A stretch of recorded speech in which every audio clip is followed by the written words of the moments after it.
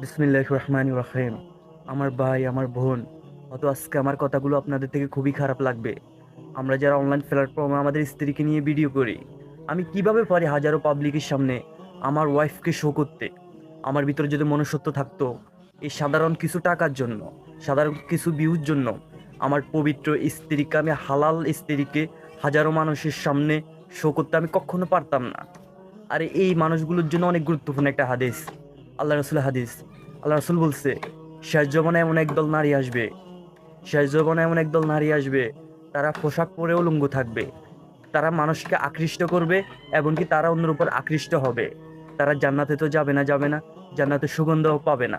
কাদেরকে উদ্দেশ্য করে বলছে জানেন? আমি এতটুকু বুঝতেছি কাদেরকে উদ্দেশ্য করে বলছে। আজকে যারা এই প্ল্যাটফর্মে, অনলাইন প্ল্যাটফর্মে নিজের দেহ দেখিয়ে, যারা ভিউজের জন্য, টাকার জন্য এইসব অশ্লীল ভিডিওগুলো করতেছে, আমি আজকে মনে করতেছি তাদেরকে উদ্দেশ্য করে হাদিসটা।